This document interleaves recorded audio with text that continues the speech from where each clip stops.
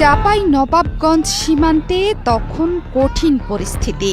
ভারতীয় দিক থেকে আসছে ক্রমাগত উস্কানি, কিন্তু একজন সেনা কর্মকর্তার ধীরস্থির কিন্তু দৃঢ় নেতৃত্বে বর্ডার গার্ড বাংলাদেশ বিজিবির সদস্যরা পরিস্থিতি সামাল দিয়েছেন সাহসের সঙ্গে। সীমান্তে বসবাসকারী সাধারণ মানুষকেও আস্থার সাথে নিয়েছেন পাশে। তিনি বিজিবির মহানন্দা ৫৯ ব্যাটালিয়নের লেফটেন্যান্ট কর্নেল গোলাম কিবরিয়া। বর্ডার গার্ড যদি না থাকতো, আমাদের বিজিবি না থাকলে আমরা আরো ক্ষয়ক্ষতির সম্মুখীন হতাম। চাঁপাইনবাবগঞ্জের চৌকা সীমান্তে জোর করে বাংলাদেশের ভেতরে প্রবেশ করে আম, বড়ই এবং ফসল কাটতে চেয়েছিল ভারতীয়রা। তাতে বাংলাদেশিরা বাধা দিলে দুই পক্ষের মধ্যে তৈরি হয় তুমুল উত্তেজনা।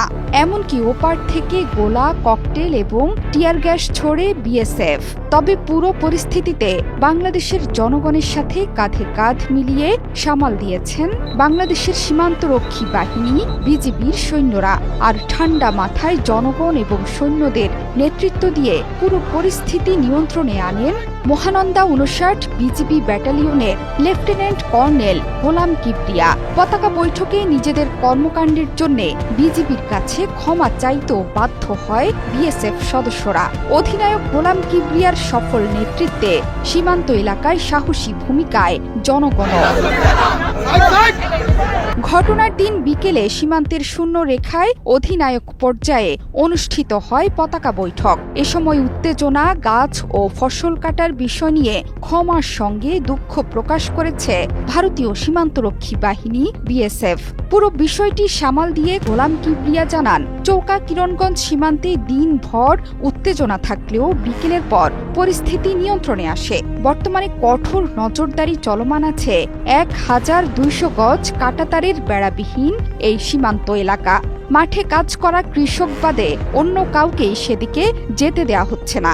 উৎসুক জনতা সেখানে ভিড় জমালেও তাদের সরিয়ে দেয়া হয়েছে। পাশাপাশি ওপারের সীমান্ত থেকেও কাউকে এখন পর্যন্ত দেখা যায়নি। তবে যে কোনো পরিস্থিতি মোকাবেলায় প্রস্তুত আছে বিজিবি। এটুকু নিশ্চয়তা করতে চাই বাংলাদেশের জনগণ এবং বিজিবি আমরা প্রস্তুত আছি। সীমান্তে জনগণ আমাদের যেটা নিশ্চয়তা করলো ভবিষ্যতেও আমাদের থাকবে। বিজিবি আমরা দিনরাত প্রস্তুত আছি। আমরা ইনশাল্লাহ যে কোনো পরিস্থিতি আমাদের বিজিবির কন্ট্রোলে আছে। এর আগে শনিবার বেলা ১১টার দিকে সংঘর্ষের সূত্রপাত হয়েছিল। এরপরই মোতায়েন করা হয় অতিরিক্ত বিজিবি বিএসএফ সদস্যদের। সেদিন কিরণগঞ্জ সীমান্তের ভারতীয় অংশে জমি থেকে গম ও গাছ কেটে নেওয়ার অভিযোগ করে দেশটির বাসিন্দারা। এ সময় ভারতের সীমান্তরক্ষীরা কয়েকজন বাংলাদেশিকে আটক করতে গেলে বাধা দেয় গ্রামবাসী। এ নিয়ে শুরু হয় দুই দেশের সীমান্তবাসীদের উত্তেজনা। সে সময় গোলাম কিবরিয়া বলেছিলেন, বিএসএফ সাউন্ড গ্রেনেড নিক্ষেপ করেছে, যেটা আন্তর্জাতিক আইনের লঙ্ঘন। কেউ যাতে শূন্য রেখা অতিক্রম না করে সেজন্য সতর্ক অবস্থানে আছে বিজিবি। বিজিবির পাশে দেশপ্রেমিক জনগণও আছেন বলেও জানান এই অধিনায়ক। আপনাদেরকে সহযোগিতা করার জন্য আমরা বিজিবি সবসময় আছি। ওই পাশ থেকে যদি বিএসএফ শূন্য লাইন অতিক্রম করে অথবা ওদের গ্রামবাসী অতিক্রম করে, এটা দেখাশোনার দায়িত্ব আমাদের।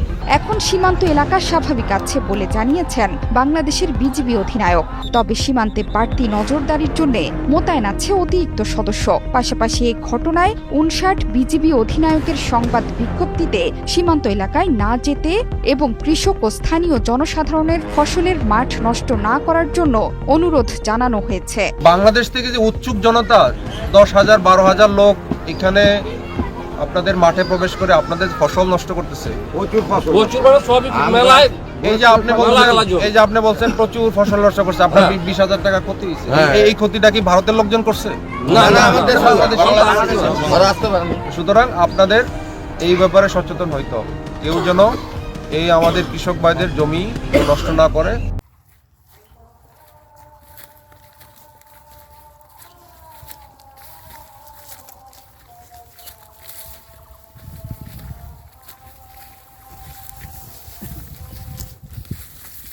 আমাদের সামনে কুশর চুরি করতে আসছে। সে প্রতিদিন চুরি করে খায়, আজকে সেদিন চুরি করে খাইতে আসছে।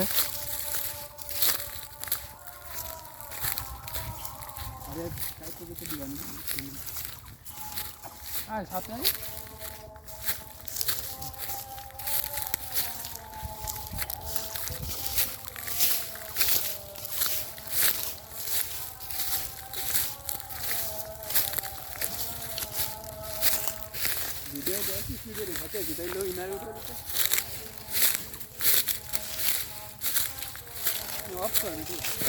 অফ করবো।